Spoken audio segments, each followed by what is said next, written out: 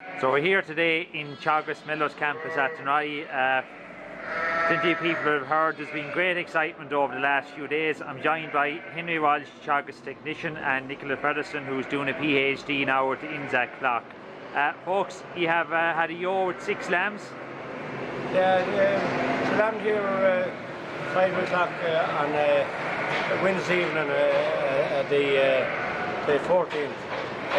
She was scanned for 6 as well, and she truly delivered 6 healthy lambs, ranging in weight from 2.4 to 4.2 kilograms, a combined weight of over 20 kilos in total, which is fantastic for one ewe to carry. And she carried them very successfully. As you can see, the ewe is in great condition after having the lambs. And Henry lambed them okay herself, or obviously a bit of a hand, but not too much trouble? No, she was ready to lamb, and I just handled her, and they were there. But the 6 lambs were properly presented. They all came a proper presentation, but I took the 6 from her. But they were all in good health, and they all sucked within a half an hour of being born. And they all got 2 sucks each, and we gave them some other colostrum along with it. You were saying, I suppose, unusual that you have had a ewe before with 7 lambs, but unusual to get the 6 of them to live. Oh, very unusual. The first ever here in the research station, the first ever we had 6 alive from a Belclare ewe. The one that you mentioned was a Cambridge, which are a very prolific breed. They have a litter size of on average of 2.8, 2.9, but the lambs would be very, very tiny. You'd be talking average about 2.5 kilos for those, whereas these are average on the high 3, which is very, very good in total. But I never heard of the 6 live lambs from a Belclare ewe before. You might have had 6, but not live, and they're very healthy.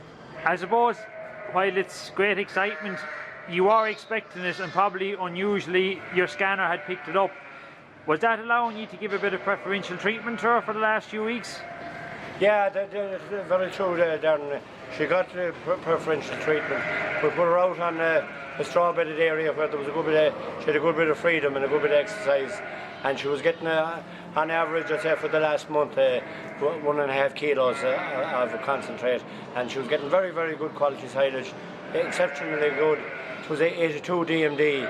As good a silage as ever seen made anywhere.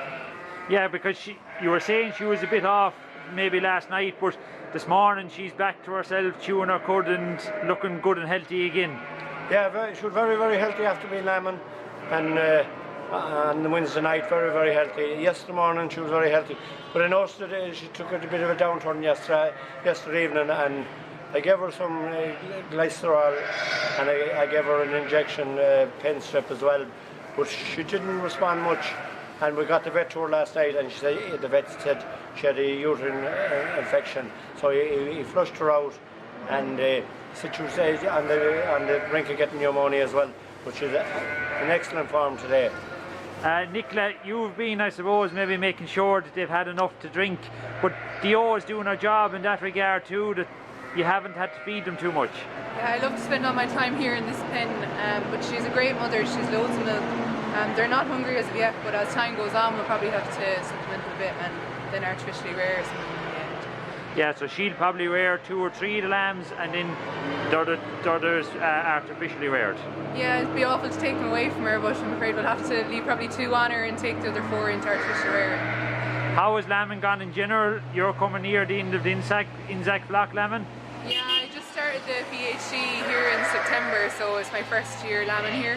But it was brilliant, it's gone very good. There was the tough conditions with the snow and that, but we got through it, and it was very successful lambing, I think, overall. Okay, well, maybe we'll call back during the year, so we will, and see how they're getting on. No problem, yeah.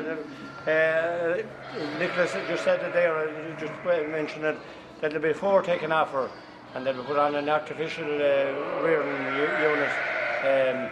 Folac artificial rearing unit. Very good machine. We rear up to 80, 90, even up to close on 100 on the one machine. So there's There's a supply for 8 teats of it, so it's very little work with it. Just train them on their way. They'll be very well looked after, so Henry. Very well looked after. We can be on crunching inside 10 days. Okay, well, thanks very much and best of luck with them. Thanks. No problem.